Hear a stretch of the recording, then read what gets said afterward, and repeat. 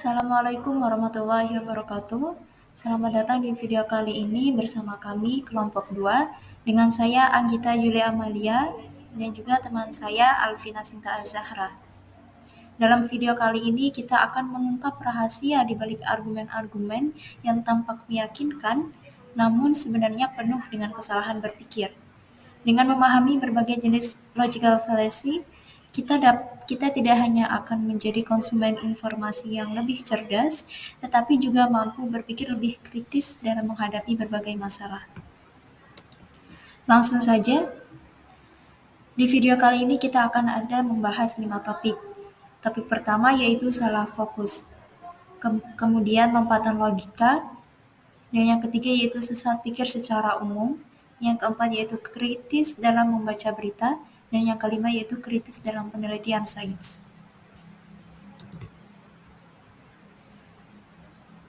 Di pembahasan pertama ada kesalahan berpikir dalam golongan salah fokus. Salah fokus ini terjadi ketika argumen tidak menyasar inti pada topik argumen, tetapi hal lain yang tidak relevan dengan argumen itu sendiri.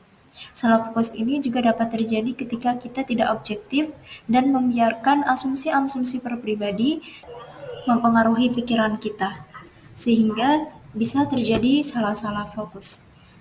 Dalam salah fokus ini terdapat 4 kesalahan. Kesalahan pertama yaitu kesalahan ad hominem. Ad hominem yaitu salah fokus terhadap aspek pribadi seseorang. Jadi, kesalahan ini ketika ada seseorang yang menyerang karakter, reputasi, atau motif orang yang menyampaikan argumen tersebut. Contohnya seperti ketika ada yang menyatakan penampilan dia berantakan, dia tidak bisa menjadi pemimpin. Pernyataan tersebut salah fokus terhadap penampilan orang tersebut. Penampilan tidak akan mempengaruhi kualitas kepemimpinan seseorang. Kemampuan seseorang memimpin dapat dipengaruhi oleh kecerdasan, visi misi, dan lain-lain, bukan dari penampilan tersebut. Kesalahan kedua yaitu salah fokus pada hal yang tidak kita suka. Contohnya, ketika ada orang yang berkata, "Saya tidak setuju dengan program pendidikan seks di sekolah karena pendukungnya dari kelompok liberal yang tidak aku suka." Pernyataan ini adalah salah fokus kepada kelompok liberal yang tidak aku suka. Seharusnya orang yang berargumen tersebut harus menyatakan kenapa pendidikan seks tidak bisa dia setujui secara logis, bukan fokus kepada kelompok liberal yang tidak mereka suka. Kesalahan salah fokus ketiga yaitu tukoke. Kesalahan ini terjadi ketika salah fokus pada perilaku pembuat argumen yang tidak sesuai dengan argumennya tersebut. Contohnya ketika ada orang yang menasihati, "Harusnya kamu berhenti merokok," namun ditimpali dengan kalimat, "Kamu tidak bisa menyuruh saya berhenti merokok karena kamu sendiri masih merokok." Orang yang menasihati tersebut memang masih salah karena dia masih merokok dan menasihati orang yang merokok. Namun tidak bisa ditimpali bahwasanya nasihat tersebut memang benar. Kesalahan keempat yaitu salah fokus ke pendapat mayoritas. Contohnya, ketika A berkata, "Penggunaan vaksin harus dihentikan karena banyak orang yang sakit setelah divaksin." Pernyataan tersebut termasuk salah karena terlalu fokus pada orang yang sakit setelah divaksin dan tidak memperhatikan orang-orang yang merasakan manfaat dari vaksin tersebut.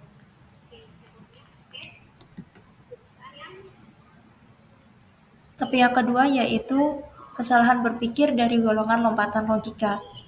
Lompatan logika terjadi ketika seseorang terburu-buru mengambil keputusan tanpa premis yang cukup. Terdapat 4 kesalahan dalam lompatan logika. Kesalahan pertama yaitu menganggap A terjadi sebelum B, maka pasti A menyebabkan B. Contohnya dengan kalimat, "Setiap kali saya membawa payung, hujan selalu turun. Jadi membawa payung menyebabkan hujan." Pernyataan tersebut termasuk ke kesalahan, karena tidak ada sebab akibat hujan dengan membawa payung. Kesalahan kedua yaitu membesar-besarkan dampak. Kesalahan ini terjadi ketika berusaha menganggap argumen seseorang itu salah dengan membesar-besarkan konsekuensi negatif dari argumen tersebut. Contohnya, terdapat seorang guru yang tidak mengizinkan siswa membawa HP ke sekolah dengan alasan dapat membuat belajar tidak serius dan sehingga dapat merusak bangsa. Seorang guru ini salah karena tidak menyebutkan alasan-alasan yang logis mengapa siswa tersebut tidak boleh membawa HP ke sekolah. Contohnya semisal HP dapat merusak konsentrasi siswa dalam belajar atau yang lainnya. Kesalahan ketiga yaitu dengan menyodorkan dilema palsu. Dilema palsu ini terjadi ketika ada seseorang yang menyodorkan dua pilihan padahal ada kemungkinan-kemungkinan yang lainnya. Contohnya, ketika ada yang berkata, jika kita tidak mengizinkan anak-anak menggunakan ponsel, mereka tidak akan bisa belajar teknologi dengan baik. Jadi, satu-satunya pilihan yang kita miliki adalah mengizinkan mereka menggunakan ponsel sebanyak yang mereka mau atau membuat mereka buta teknologi. Dalam contoh ini, argumen tersebut mengklaim bahwa hanya ada dua pilihan. Pertama, mengizinkan penggunaan ponsel tanpa batas. Yang kedua, menghindarkan anak-anak dari teknologi sama sekali. Namun, ini mengabaikan banyak alternatif lain, seperti membatasi waktu penggunaan ponsel, mengajarkan penggunaan teknologi secara bertanggung jawab, atau menyediakan sumber daya teknologi lain yang lebih sesuai untuk pendidikan. Ini adalah contoh dilema palsu karena menyederhanakan masalah dengan cara yang tidak akurat. Kesalahan keempat yaitu menggunakan ketidaktahuan sebagai penjelasan. Kesalahan ini ada dua situasi. Situasi pertama yaitu menyatakan kalau salah karena belum terbukti benar. Yang kedua yaitu menyatakan benar karena belum terbukti salah. Contohnya, dengan pernyataan A, yaitu belum ada bukti bahwa cara pengobatan tradisional tidak efektif. Berarti pengobatan tradisional itu efektif. Dalam contoh ini, argumen tersebut mengklaim bahwa karena belum ada bukti yang cukup untuk membuktikan bahwa pengobatan alternatif tidak bekerja, maka kita dapat menyimpulkan bahwa pengobatan alternatif pasti efektif. Ini adalah kesalahan logika karena ketiadaan bukti untuk menolak sebuah klaim. Tidak dapat digunakan sebagai bukti bahwa klaim tersebut benar. Ada banyak faktor yang perlu dipertimbangkan dalam menilai efektivitas pengobatan dan argumen ini, mengabaikan fakta tersebut.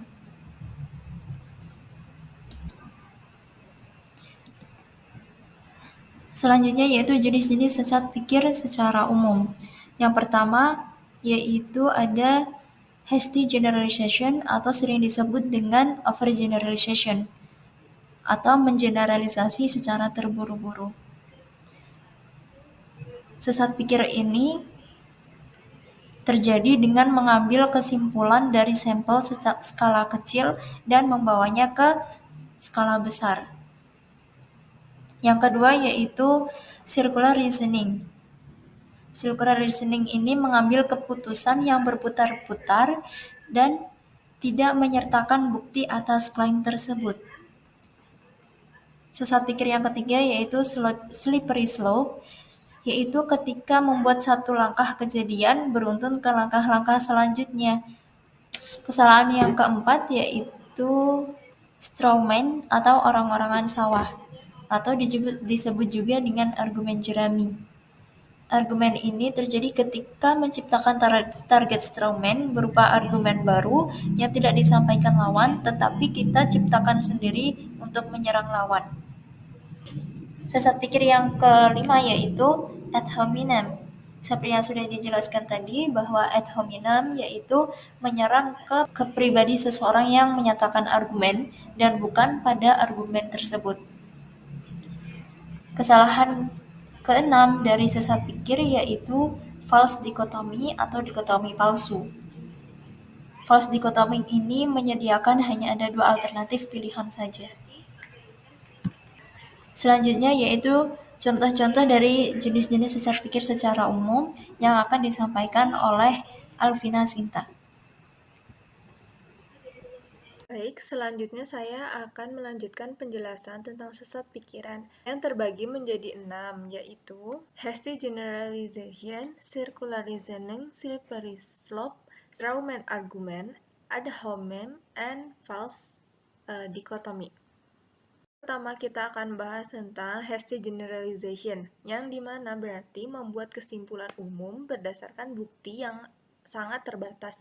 Contohnya, teman saya 2 kali beli barang dari toko X dan selalu rusak. Semua barang di toko itu pasti jelek. Di sini menjelaskan bahwa ada seseorang yang membeli sebuah barang dari toko X sebanyak 2 kali. Namun, pembelian 2 kali tersebut tidak cukup untuk membuktikan bahwa semua barang yang ada di toko itu barangnya jelek semua. Yang kedua adalah circular reasoning. Berarti argumen mengulang pernyataan tanpa bukti eksternal yang mendukung. Contohnya, saya tahu dia jujur karena dia bilang sendiri bahwa dia tidak pernah berbohong. Di mana di sini mengulang pernyataan yang sama tetapi tidak didukung sebuah bukti eksternal. Kemudian slippery slope, yang berarti menyimpulkan dampak ekstrim tanpa bukti yang jelas bahwa satu kejadian akan menyebabkan hal tersebut. Contohnya, kalau kita melegalkan ganja, maka negara kita akan tenggelam dalam krisis narkoba dan kekacauan.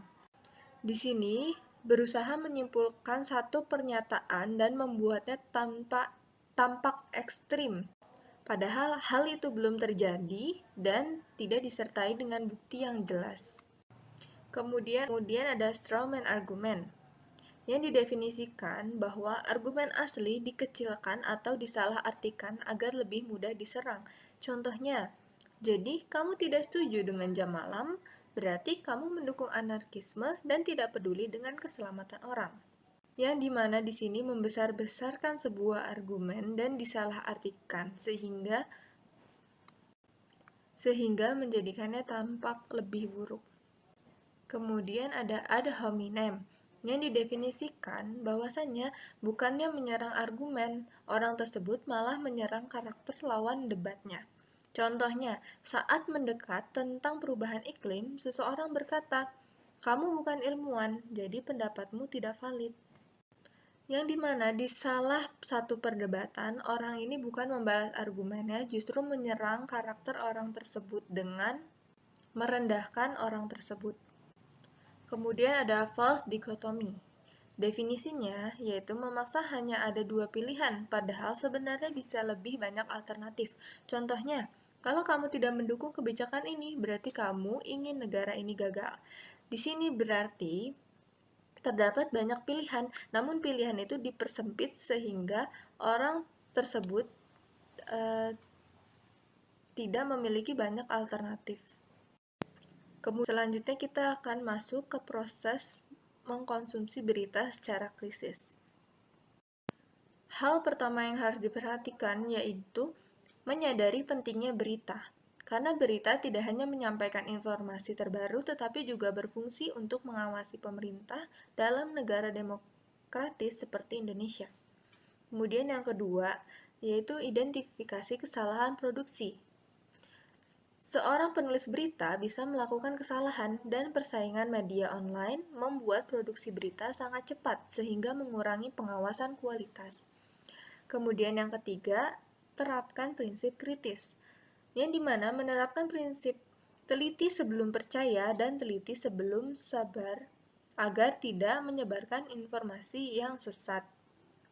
Selanjutnya kita akan mengetahui bagaimana langkah-langkah membaca berita secara kritis. Di sini saya memiliki 9 langkah yang bisa diterapkan untuk membaca berita secara kritis.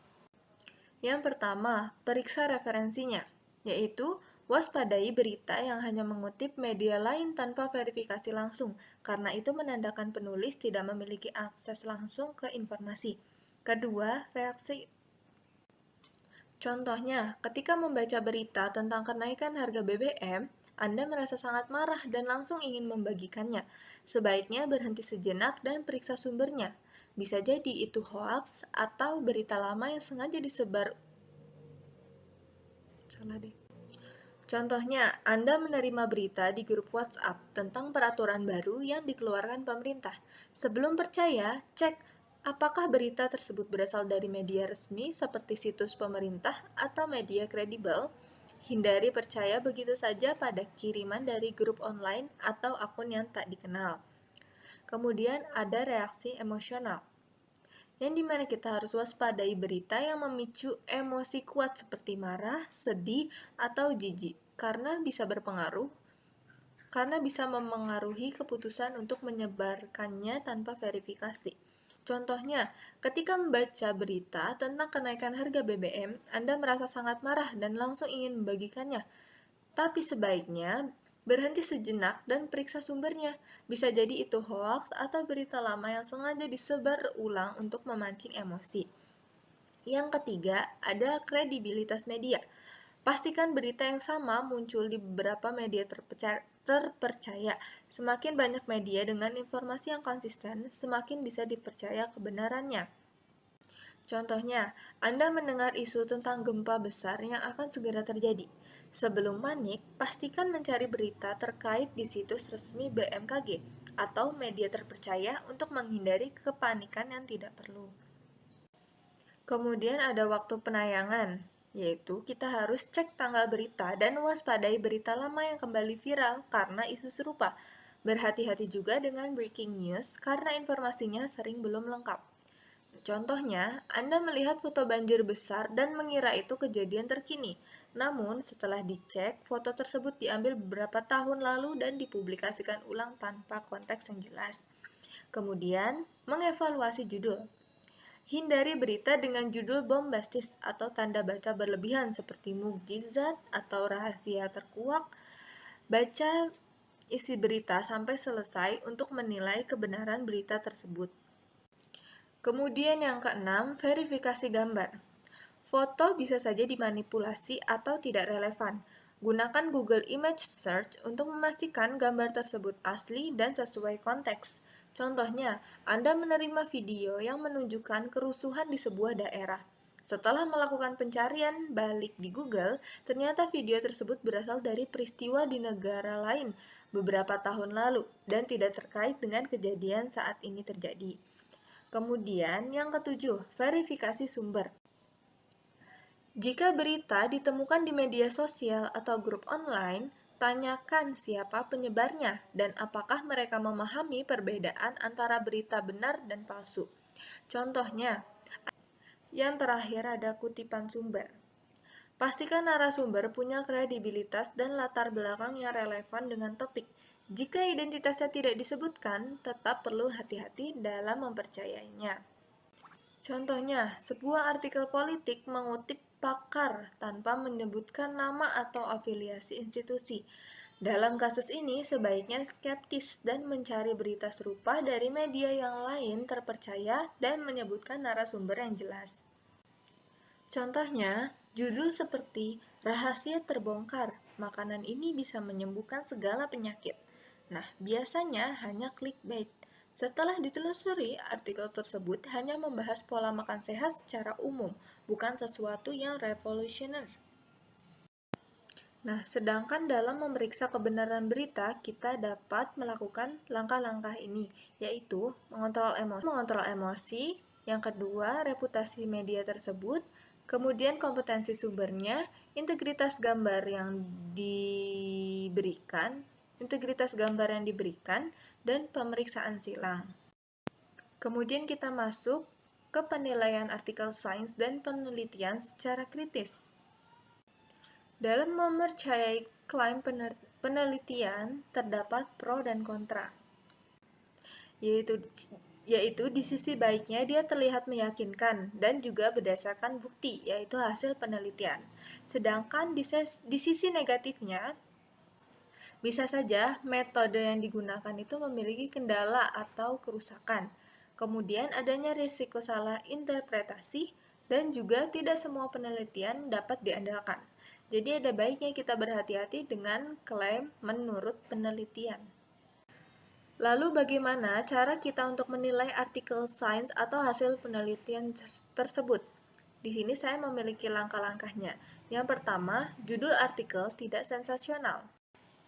Karena media sering membuat judul heboh untuk menarik pembaca, jadi pastikan membaca seluruh artikel agar tidak tertipu hanya oleh judul. Kemudian kedua, cek kredibilitas peneliti dan lembaganya. Pastikan peneliti dan institusinya itu terpercaya. Periksa juga sumber dana penelitian karena bisa mempengaruhi hasil. Kemudian yang ketiga, generalisasi sampel penelitian. Penelitian dengan sampel besar lebih bisa digeneralisasi. Pastikan sampel dipilih secara acak untuk mewakili populasi dan menghindari bias. Kemudian yang keempat, hati-hati dengan korelasi. Korelasi antara dua hal, A dan B, tidak selalu berarti hubungan sebab akibat. Pastikan tidak ada faktor lain yang memengaruhi kesimpulan dan periksa apakah A benar-benar menyebabkan B. Kemudian selanjutnya yang kelima, adanya kelompok pembanding dalam penelitian, yang dimana penelitian harus membandingkan dua kelompok, jadi bukan hanya satu kelompok saja. Kemudian, ada pemilihan data secara objektif, yang dimana peneliti harus menghindari tebang pilih data dan tidak hanya memasukkan data yang mendukung hipotesis mereka. Yang terakhir, penelitian dikutip oleh peneliti lain. Kita dapat memeriksa di Google Scholar apakah penelitian tersebut banyak dikutip dan hasilnya berhasil direplikasi. Ini menunjukkan kredibilitas dan relevansi penelitian. Sejenak kita dapat simpulkan dalam menilai artikel sains kita harus melihat kutipan dan pengujian ulang, pemilihan data yang objektif, kelompok pembanding dalam penelitian, judul tidak sensasional, peneliti dan institusi yang dapat dipercaya, generalisasi sampel yang kuat, dan hubungan sebab akibat yang jelas. Selanjutnya, kesimpulan yang dapat kita ambil adalah dengan mengikuti langkah-langkah membaca berita secara kritis, kita dapat bertanggung jawab dalam menyaring berita sebelum mempercayai dan menyebarkannya. Hal ini penting agar kita tidak terpengaruh atau ikut menyebarkan informasi menyesatkan. Sebagai pembaca, kritislah meskipun penelitian dilakukan oleh ahli, karena ilmuwan juga manusia yang bisa salah. Karena kita mempunyai tanggung jawab untuk tidak menyebarkan berita tanpa verifikasi terlebih dahulu. Baik teman-teman, sekian presentasi yang dapat kami sampaikan. Kurang lebihnya mohon maaf. Billahi taufiq wal hidayah. Wassalamualaikum warahmatullahi wabarakatuh.